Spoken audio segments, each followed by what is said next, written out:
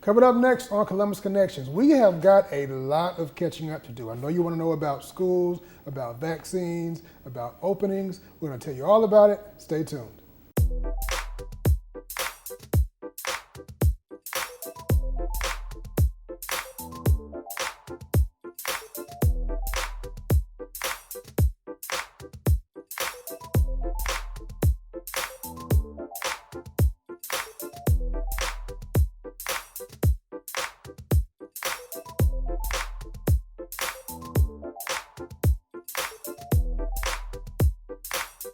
Welcome to Columbus Connection. I am your host, David Britt, and hey, it's been a minute, hasn't it? Wow, this time last year, the world was going absolutely crazy.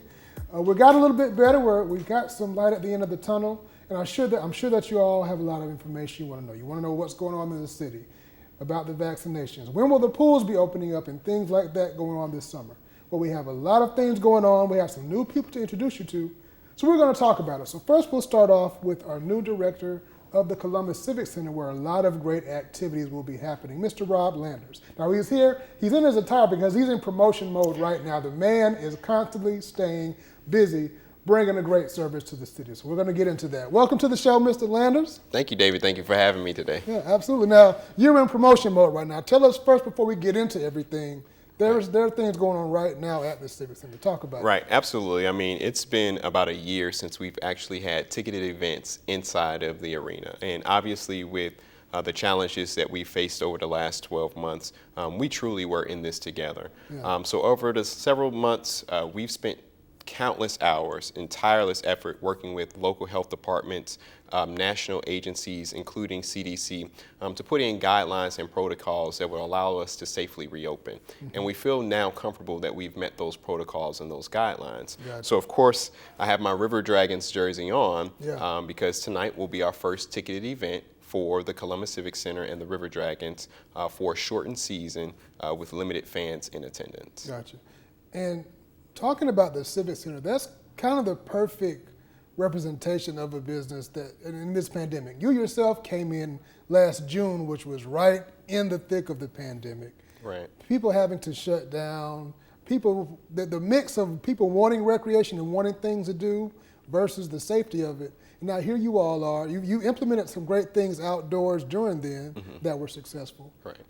You're implementing new stuff now. You have the vaccines coming, which we'll talk about later. Mm-hmm. So you guys are really a good representation of just the work and action that the city has been doing to take care of its citizens and to handle other operations. Yeah, I mean, essentially, like, my job is to bring people together. Yeah. And with everything that we faced over, the last 12 months, it was a challenge because I couldn't bring anyone together in the manner that we are accustomed to. Mm-hmm. So we had to think outside of the box. We couldn't just totally shut down. And so that's where we incorporated some of our outside events when we started doing our drive-in movies. We had several political rallies. Everybody remembers Spooktacular when the mm-hmm. lines were miles and miles down the streets. Yeah. And those events were new for us, but it was an opportunity for us to be able to bring the community together in a safe manner. And now as we transition into 2021 and we're starting to see things looking a little bit better, and like you mentioned, there is a light at the end of the tunnel, we're able to safely proceed with having games back indoors for the River Dragons. But in addition to that, we're also the space that's going to be utilized for state and jury court. With us having the size of our facility, we can still socially distance everyone that's in the building and be able to safely have those operations. So we still have more things to come that we're working on, but a lot of it is making sure that we are paying attention to the details, coordinating with other event venues, directors, national agencies to make sure that we have these policies in place. So we've got a lot going on, and we will be the mass vaccination site for the city of Columbus and the county of Muskogee. But the key to it is us trying to do this in a safe manner. And for the Civic Center, we will literally be using almost every square foot of the building and our acreage during the next coming months to try to safely bring people together. That's awesome. That's awesome. And you mentioned that in doing this, it's intentional and it's strategic. There are organizations and agencies you have to keep in contact with. And I imagine that many people, some just want stuff to just happen. Correct. And you can't do it that way. Right. There's a certain strategy to it. And to that point, with the strategy and the process and us networking, it's like, I tell my team, and this is a true statement, there's not a building or a facility in the entire world right now that has the perfect answer. There's not one.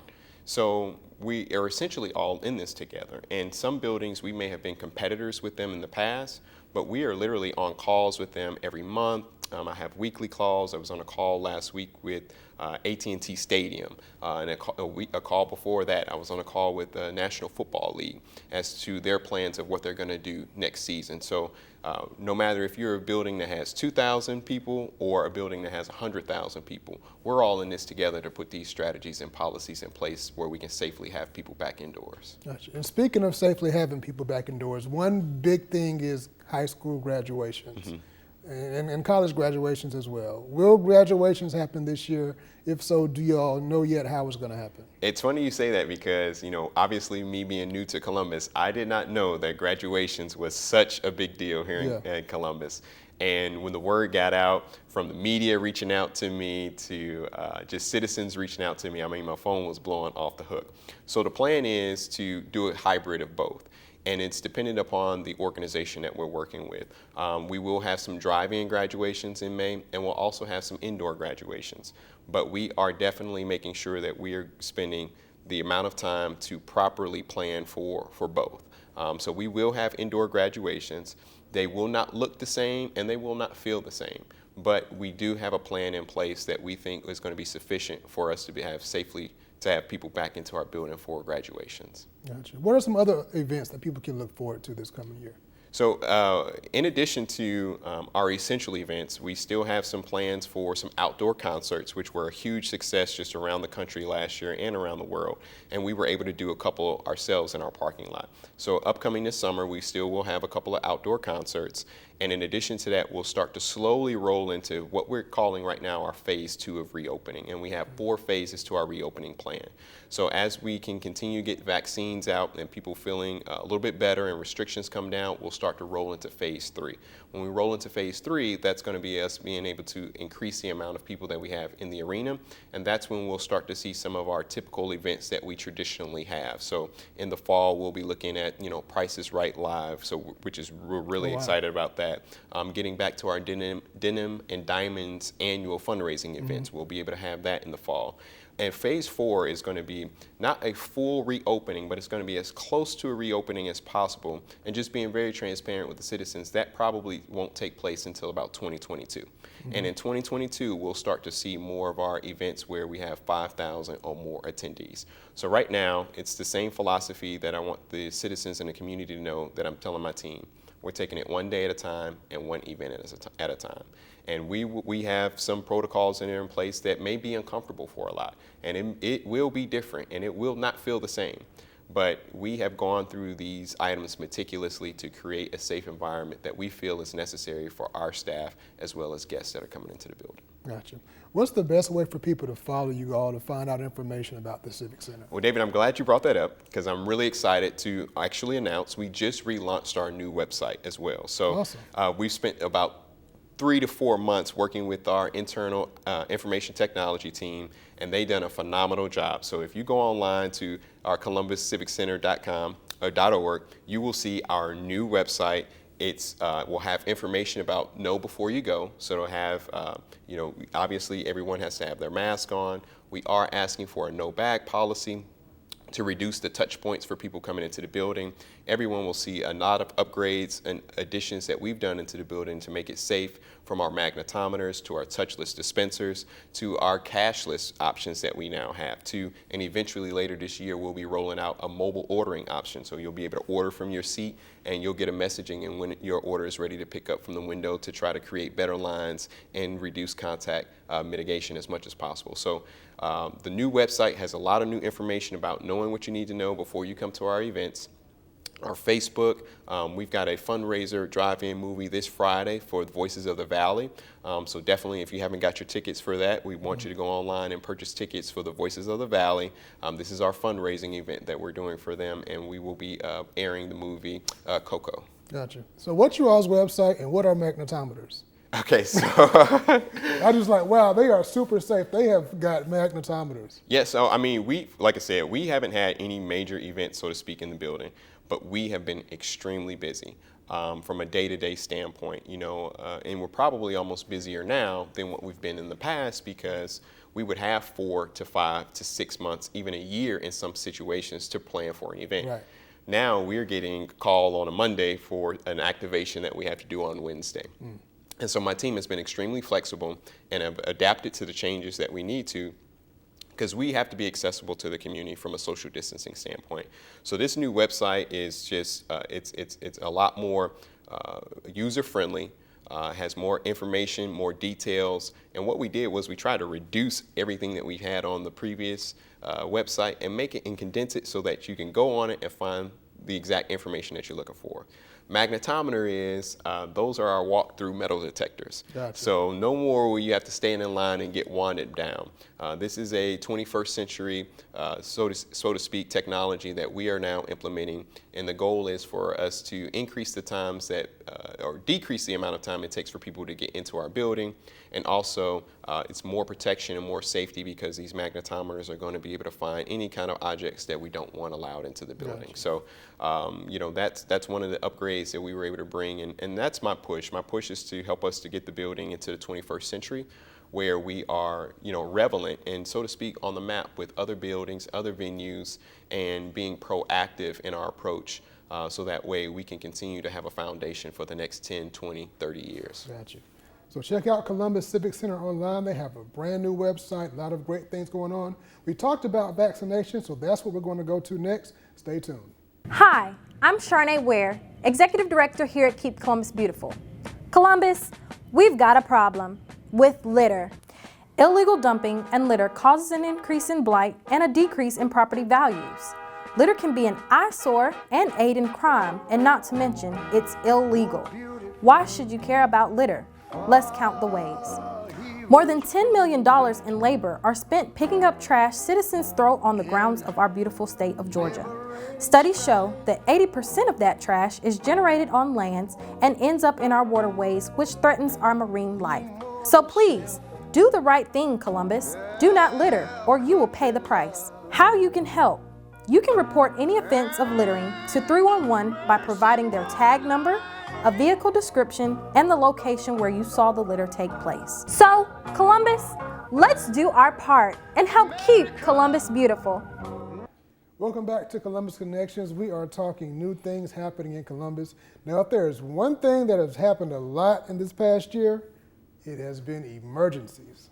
Well, Columbus has a new emergency manager, as a matter of fact, and he has the duty of handling the COVID-19 pandemic. So yes, I'm about to introduce you to the man who's going to cure the coronavirus. No, but he is working very hard to make sure that all of our citizens stay safe. He is Mr. Chance Corbett. He is the manager and director of the I'm going to mess that up, okay. Emergency manager.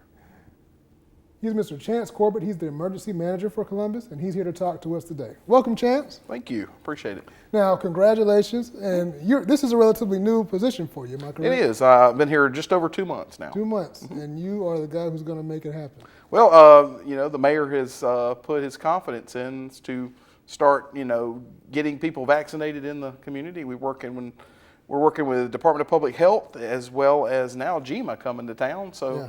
We have some good resources, and we're wanting to, keep everybody as safe as possible. Yeah. So we have a mass vaccination site coming to the Civic Center. Tell us about that. Yeah, we were very happy to hear. We had some hints that it might be coming. We were already preparing.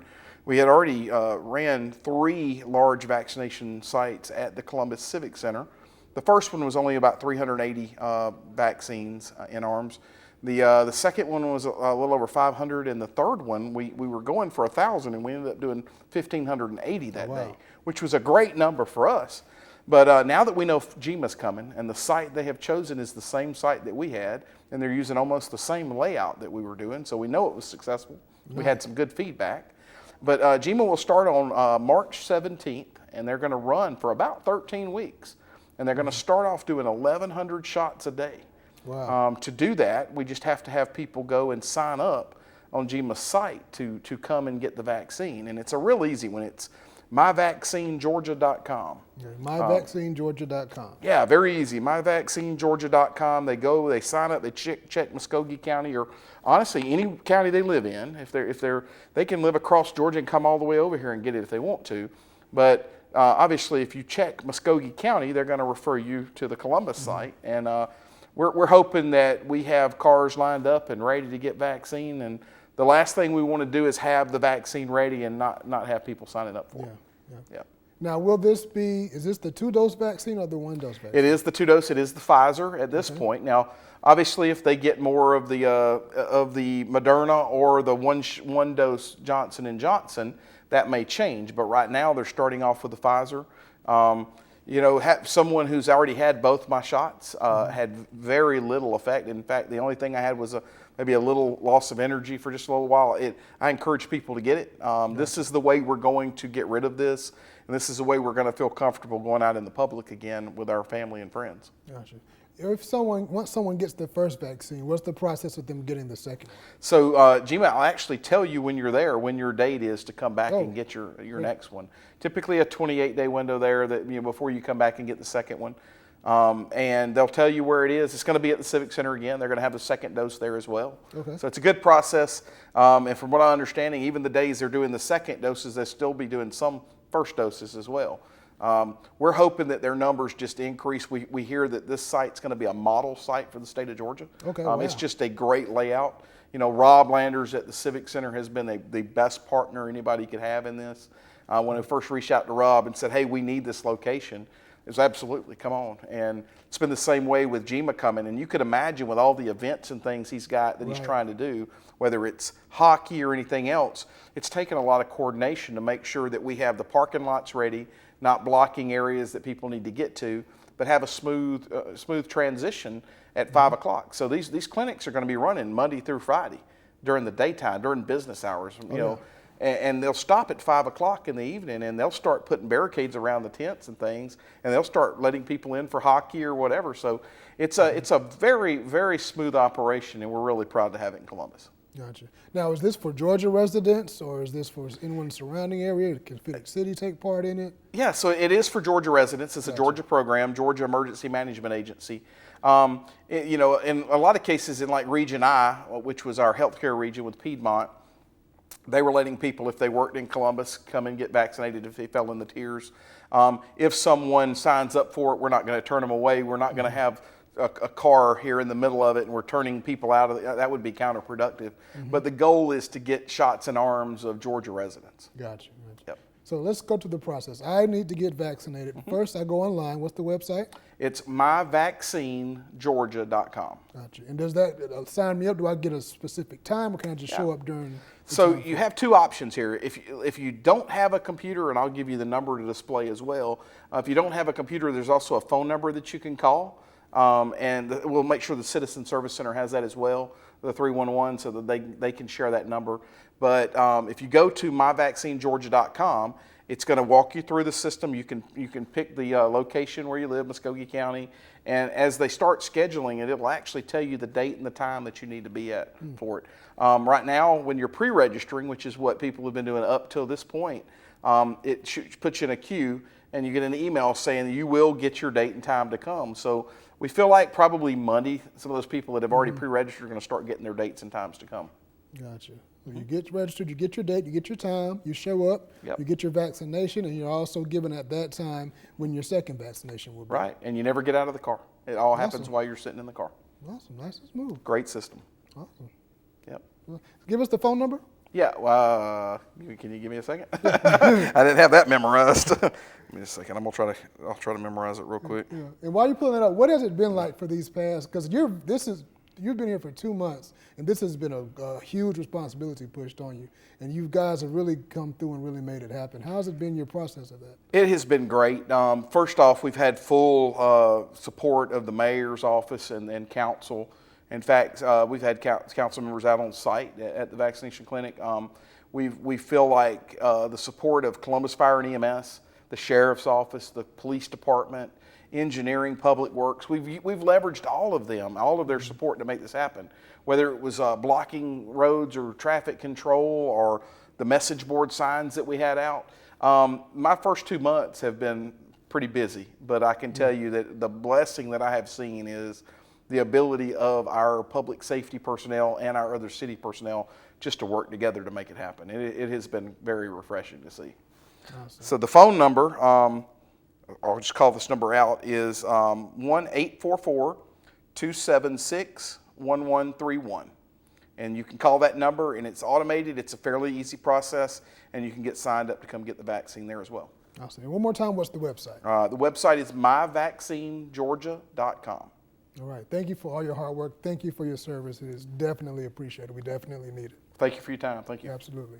Now, one more thing that people have been asking about. Okay, we've got our vaccinations. We're nice and healthy.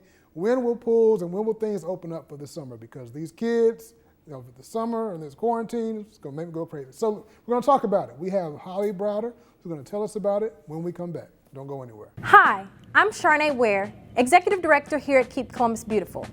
Columbus, we've got a problem with litter. Illegal dumping and litter causes an increase in blight and a decrease in property values. Litter can be an eyesore and aid in crime, and not to mention, it's illegal. Why should you care about litter? Let's count the ways. More than $10 million in labor are spent picking up trash citizens throw on the grounds of our beautiful state of Georgia. Studies show that 80% of that trash is generated on lands and ends up in our waterways, which threatens our marine life. So please, do the right thing, Columbus. Do not litter, or you will pay the price. How you can help? You can report any offense of littering to 311 by providing their tag number, a vehicle description, and the location where you saw the litter take place. So, Columbus, let's do our part and help keep Columbus beautiful. Welcome back to Columbus Connections. We've talked to the Civic Center, we've talked about vaccinations, and now we're going to talk about this coming summer, parks and recreation. You know you want to hear about pools and parks, what's going to happen. We have none other than our director, Holly Browder, who's going to talk about that. She's on location. She's going to talk about it. Stay tuned. This morning I hope to give you a quick update of the outdoor pools and where we are for the summer. Very quickly go through where we are. So this summer our expectation is that we will open Rigdon Pool and Double Churches Pool. We will open those on May 26th, keeping in line with what we've done most summers when children get out of school. As you know, most of our lifeguards are high school students, and so we wait for the school year to end. So this year, this will coincide with when students get out of school with May 26th. Unfortunately, Salmon Road and Shirley Winston will stay closed as they have for the last couple of summers, as we do not have the funding currently to reopen those two facilities. For those of you in the years past, we have been fortunate enough to have a passport to summer. I've got a quick picture on the screen here that shows you who many of our partners have been, but unfortunately this year, due to COVID, many of these programs are not available. They're not fully operational. They're just not in the capacity to be able to partner with us. So we're not able to offer our pass this summer because many of them are not able to do the things for us that they've done traditionally. Also, the pass has been so successful in years previously, we're just not going to be able to handle the crowds that the passes produce. So we felt like this year is just not the year for us to do our passport to Columbus. So we're going to forego our passport this year and hope that next summer most of our partners will be back to normal and we'll be able to continue that huge passport that has been so successful in many years and hopefully add more things to it because ultimately that was our plan. Pool operations for the summer, what would that look like? Pool capacity, obviously with COVID, we will have to limit our capacity so that we can keep everyone safe. We will take reservations. People will be able to call up. They can make reservations. The capacity will be limited based on what we can handle, keeping people safe. Reservations will be made weekly. You can call up, citizens can call to the pools and make reservations. The time slots will be an hour and a half, Wednesday through Sunday, keeping with the hours that we normally have. And the slots are there so that we can clean in between. We want to try to maximize and give as many people the opportunity to come out and enjoy the pools. And so the thought process is we'll have an hour and a half for families to be able to enjoy the pools, and then that will give our staff the opportunity to clean the pool deck, bathrooms, and sanitize in between the reservation slots. Of course, social distancing in and around the pools will be enforced, but at least it'll give, give us the opportunity to offer the pools this summer. One of the bigger hurdles that we face right now, obviously, is lifeguards. That's something we face in a regular season. This year is no different.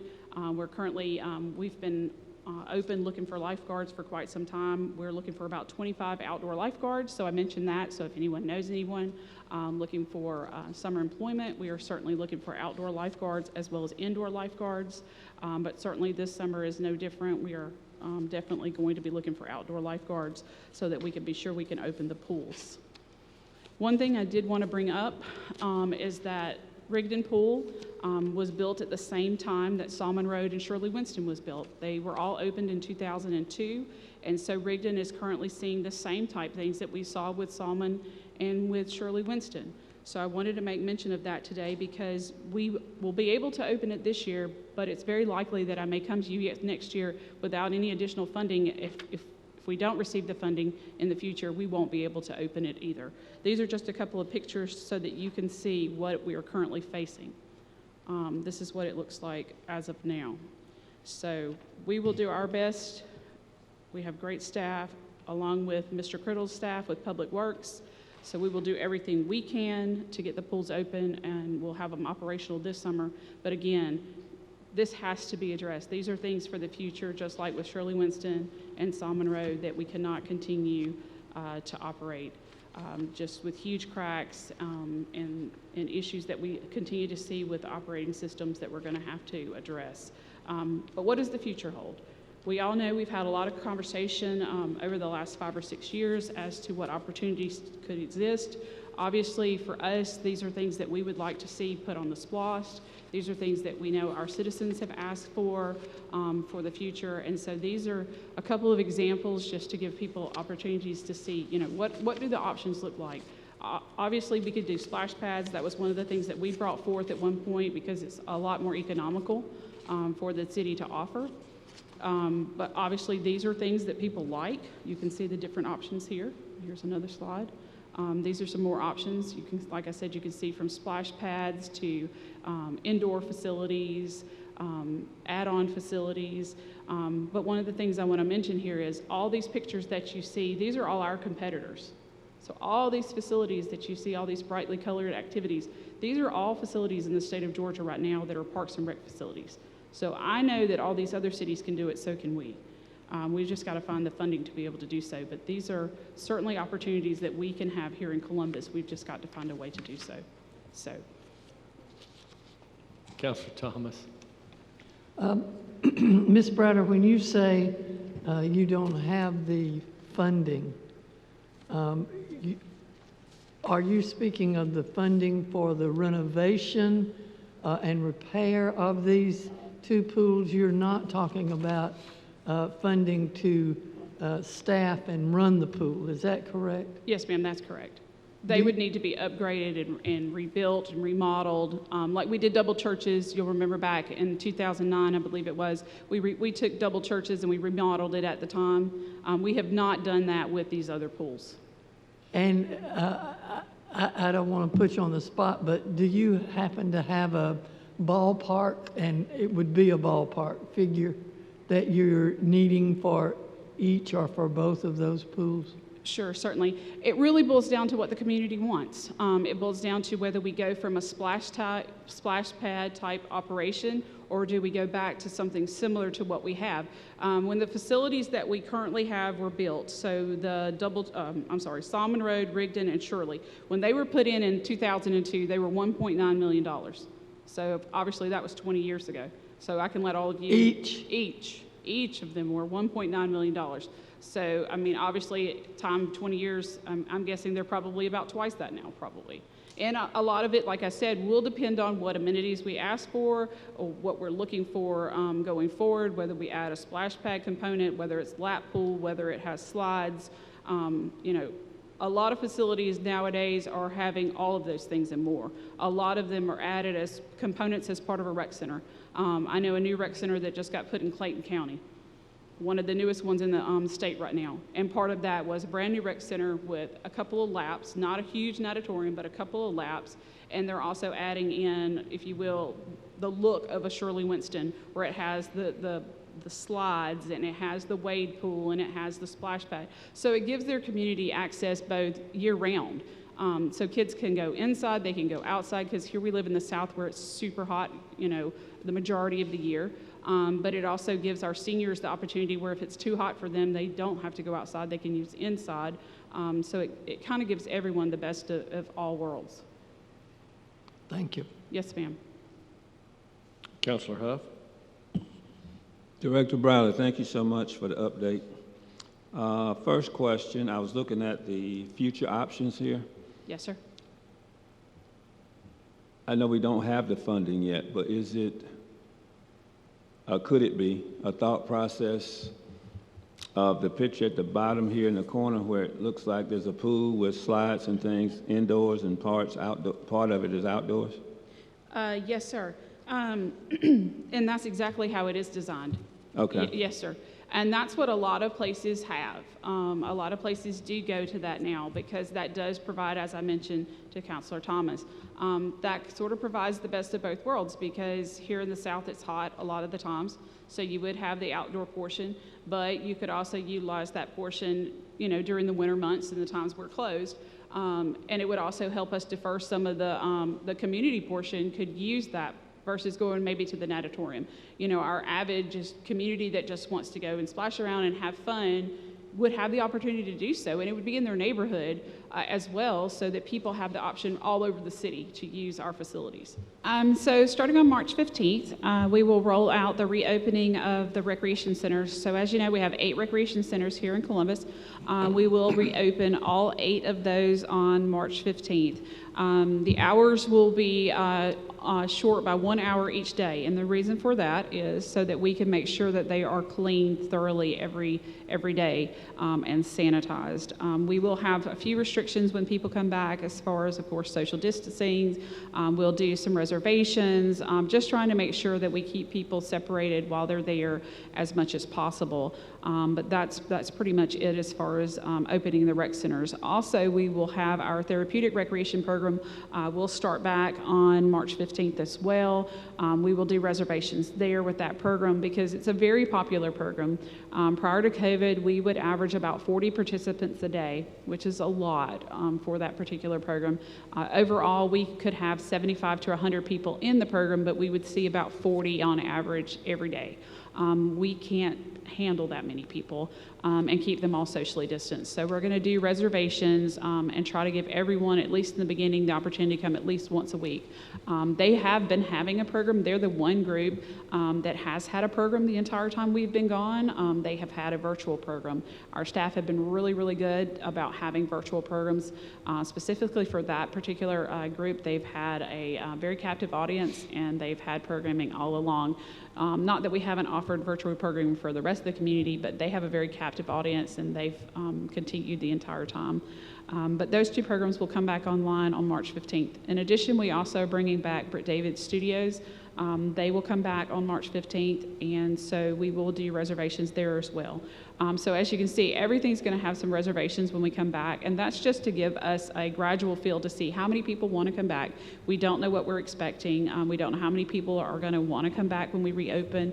This just gives us the opportunity to sort of slowly, gradually get us back into reopening, and then we'll, you know, as we see how many people want to come back, we'll gradually grow with that and allow more people to make more reservations.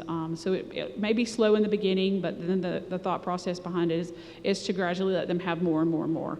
But we've got to see and have a starting point, obviously, because we don't know who's out there and who expects to come back or who wants to come back. And so we want to be consistent, we want to be fair, and give everybody an opportunity in the beginning. And not knowing how many people want to come back, this is the only way we can do so, because a lot of our programs have a lot of participation. And so the only way for us to do it is to try to be fair. But certainly with the recreation centers, we're excited to be able to be reopening and have the kids come back and have everybody return to our facilities. Hey, we just want to thank you guys for joining. Thank you for watching and staying with us. Like we said, it's been a while since we've been together, but we've got a lot of information that we got taken care of. Everybody stay safe, take advantage of these great opportunities, and we'll see you soon. Thanks for watching.